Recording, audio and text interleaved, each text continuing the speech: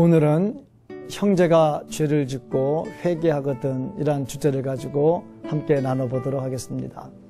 너희는 스스로 조심하라. 만일 내 형제가 죄를 범하거든 경고하고 회개하거든 용서하라. 만일 하루에 7번이라도 내게 죄를 짓고 7번 내게 돌아와 내가 회개하노라 하거든 너는 용서하라 하시더라. 어떤 자매의 고백입니다. 어머니는 그녀를 낳다가 돌아가셨습니다. 바깥 일에 치중하는 아버지로 인해 혼자 농사일을 하느라 무리하신 탓이었습니다. 어머니의 갑작스런 죽음으로 집안은 그야말로 엉망이 되고 말았습니다. 술로 지새우던 아버지는 어미 잡아먹고 나온 년이라고 욕을 하면서 학대를 했습니다. 굶기기도 하고 무더운 여름에 이불로 싸서 벽장에 가두기도 했습니다. 그때 그 자매를 구해준 일로 언니, 오빠도 곤욕을 치르다가 가출을 하기도 했습니다.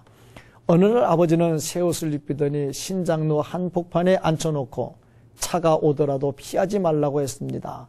지나가는 자들이 빵빵거리며 비키라고 야단이었지만 아버지가 더 무서워서 그대로 있었습니다.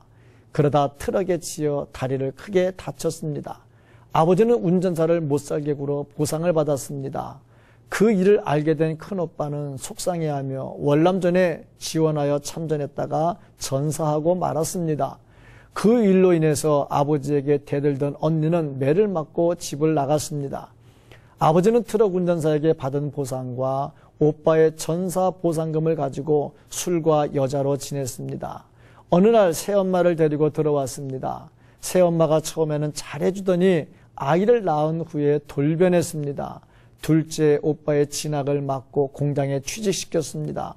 고통을 당하던 오빠는 가출한 후 절로 들어가 버렸습니다.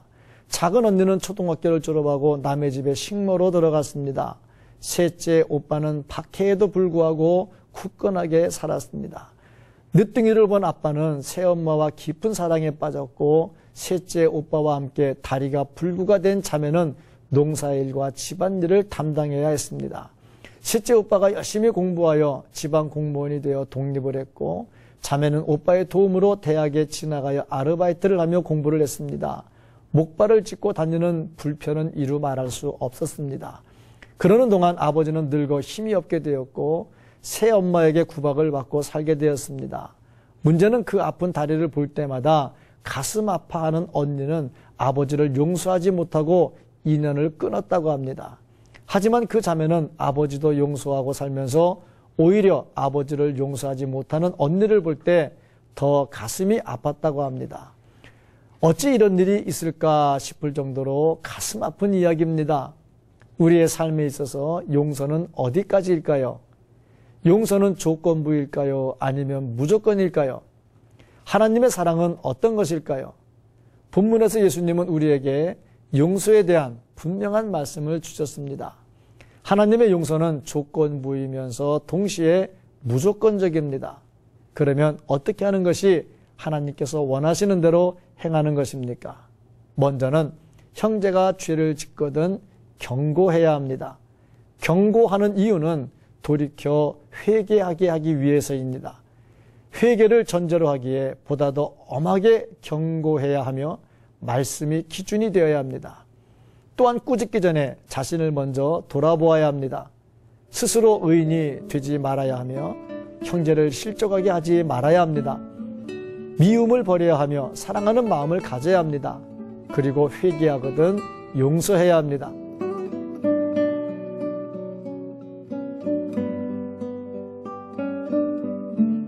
우리가 하나님께 용서를 받은 것처럼 우리 역시 다른 사람을 용서하며 그로 인해서 마음의 기쁨을 얻고 평화를 얻으며 살 수 있도록 도와주시옵소서.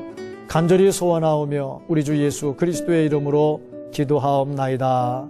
아멘.